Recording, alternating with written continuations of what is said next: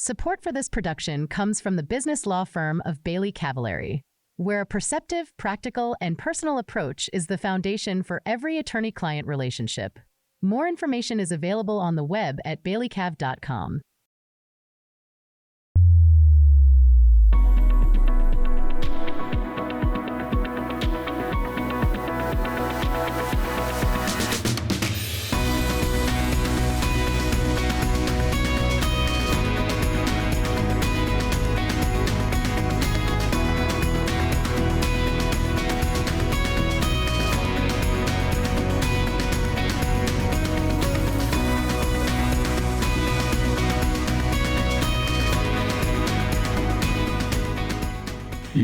Hello, everyone, and welcome to Bar Briefs. Thank you for joining us today. My name is Aracely Tagliaventi, and I am president of the Columbus Bar Association Board of Governors.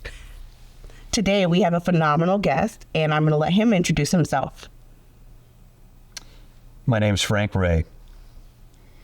This is my 52nd year as a lawyer. Congratulations. Yeah, as Mickey Mantle said when he was trying to qualify to get a liver. He said if I'd known I was going to live this long, I'd taken better care of myself.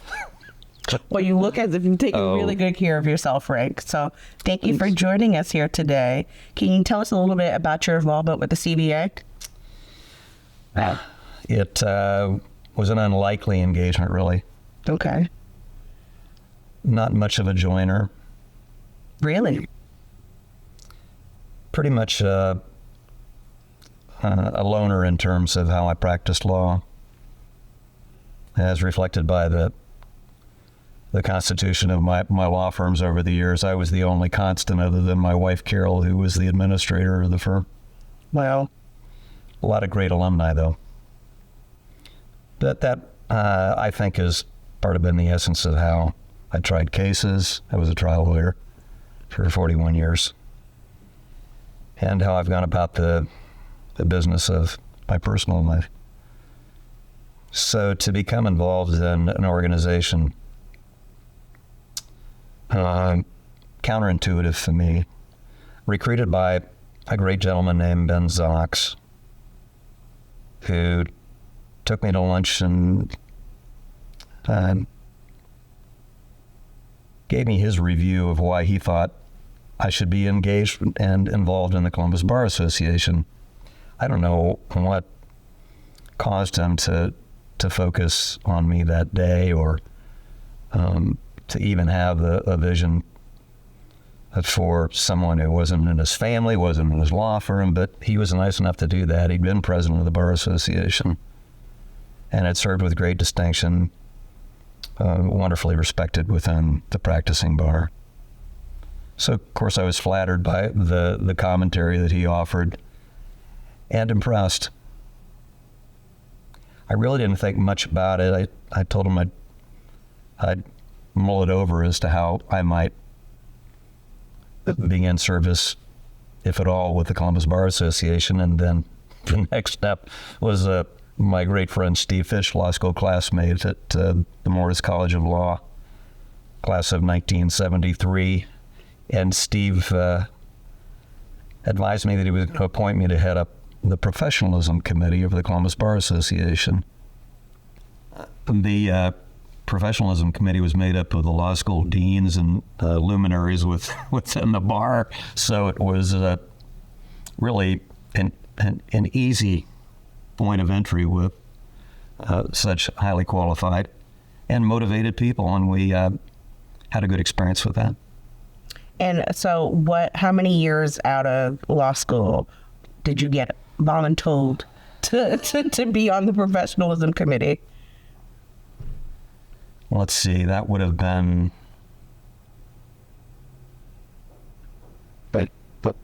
about 17 years out. 17 years out. Yeah.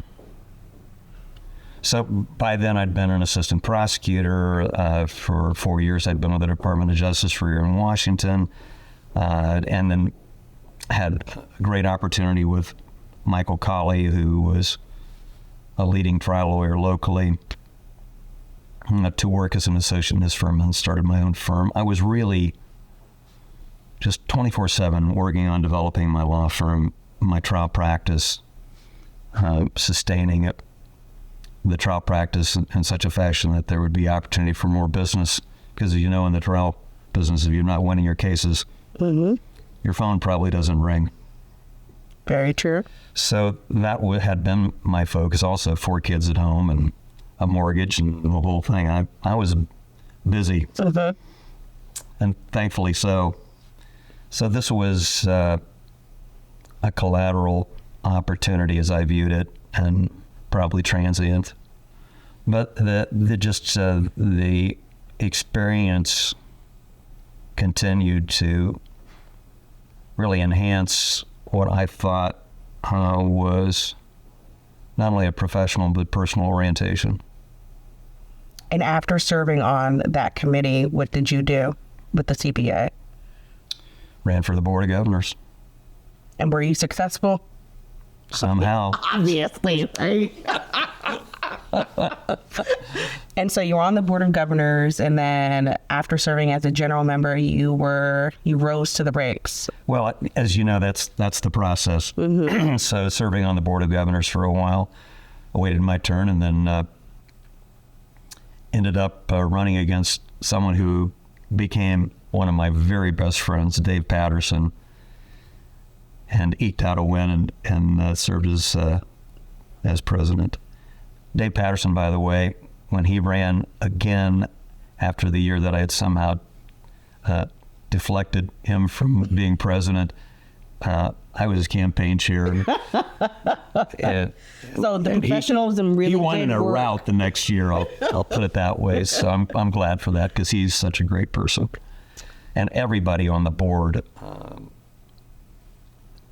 I just enjoyed their company, and I would say every one of them became wonderful friends. And so what are some takeaways from your year as president? What are some memorable moments that stand out to you? Well, you know, when people use, you know, they use adjectives that end with EST, you wonder if it's hyperbole, but it's not hyperbole when I say it was the best year of my professional life. That's phenomenal. So there's no question about that. It broadened horizons, made me better as a lawyer, because I began to explore all areas of practice out of the necessity that I think a competent management of the office of President of the Columbus Bar Association is an appreciation for every area of the law and practitioners who fit within those areas. Also learned a lot about the nonprofit mission of the Columbus Bar Association, which had a permanent and profound impact upon me in terms of what my wife Carol and I have been able to do in the sunset of my career, with the capacity to help financially and with time. And so what brings you back? What keeps you as a CBA member? The CBA is part of what I would view as someone in a position who would describe himself as a senior lawyer as renewal. And the opportunities for the rejuvenation, rejuicing of the energy that needs to be at the core of anyone who practices law provides a resource through the Columbus Bar Association to do just that.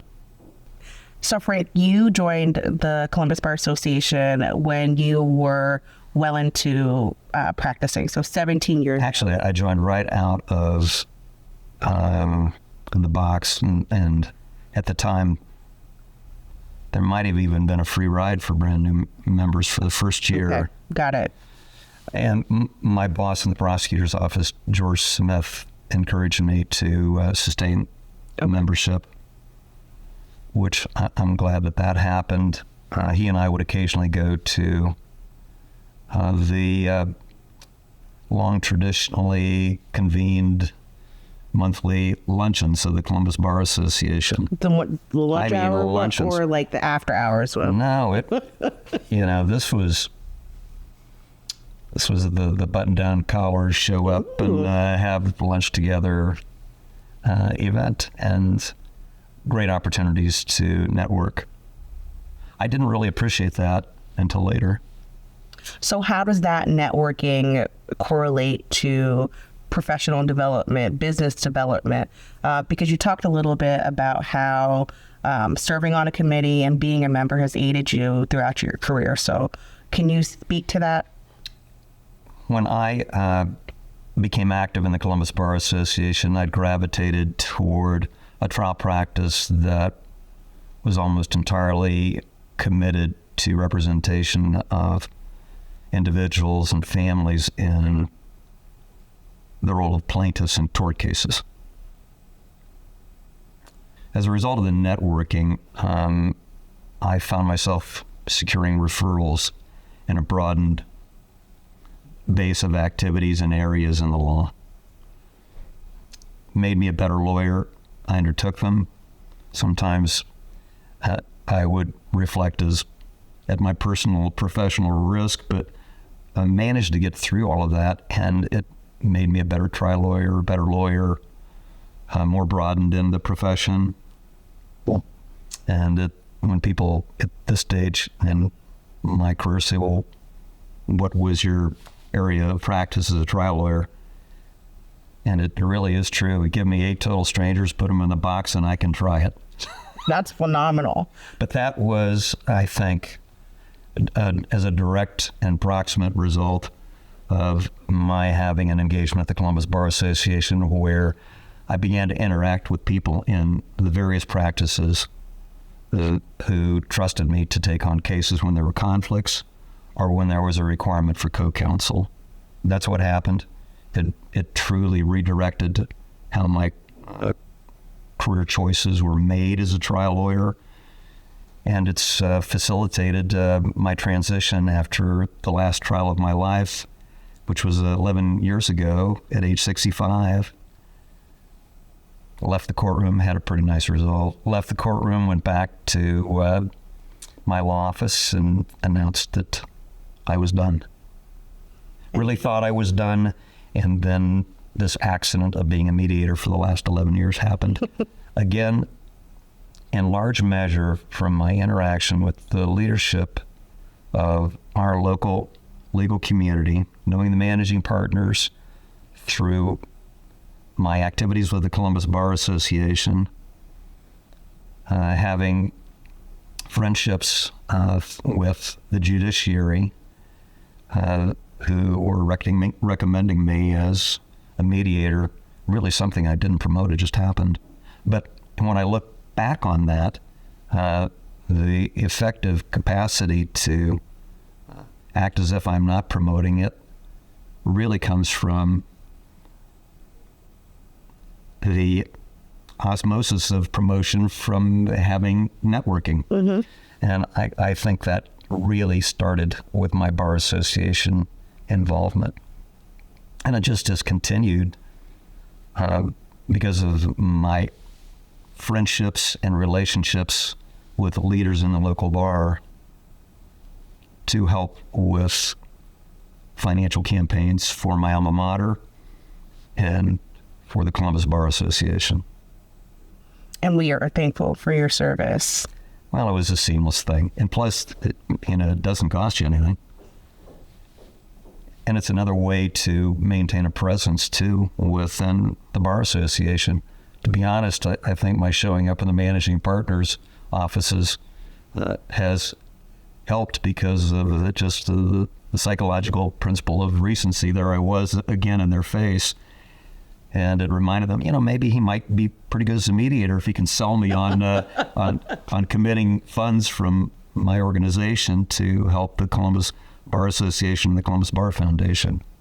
So I want to just highlight, because I hear a lot that from what you're saying, that connectivity is important. It's good for business, whether you're a seasoned lawyer or a mediator, that connectivity transcends what you do at the CBA and relationships that are developed at the CBA. How has connecting with lawyers changed since the pandemic? Because I think it's a struggle sometimes now to get lawyers, new and well-seasoned, to come back to the CBA offices for those lunches that you were talking about, for those after 5 o'clock, events.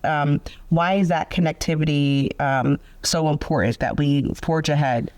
You know what I would say about the connectivity of today? It's never been better. So unlike so many of those who are in my age group who complain about not showing up and having in-person meetings like we used to regularly do because we had to, the ease with which we can now communicate through audio-visual electronics is just fantastic. I love it. So most of my Zoom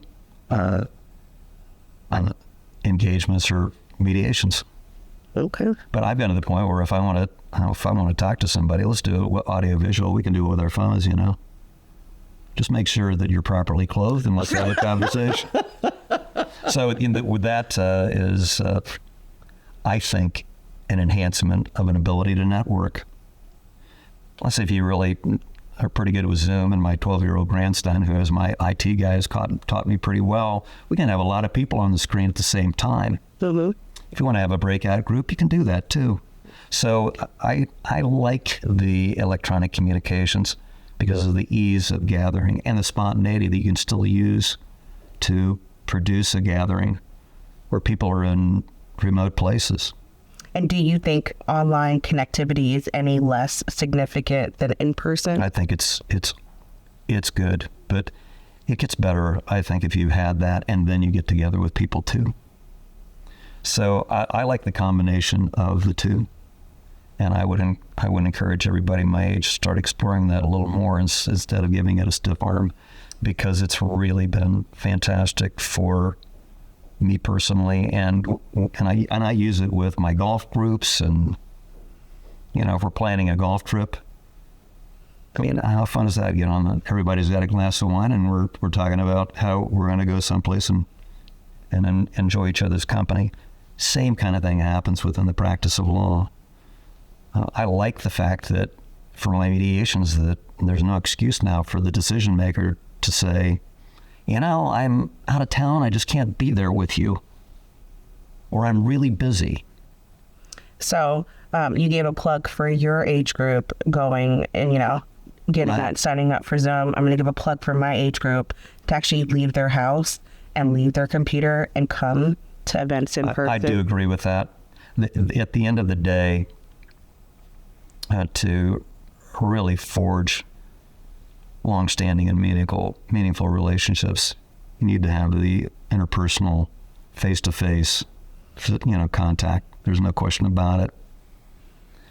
But I'm just saying it's a good way to sustain things, and it can be a good way to initiate too. Absolutely. But I'm all about showing up in person, live. And I'm big about dressing up old-fashioned with in business attire.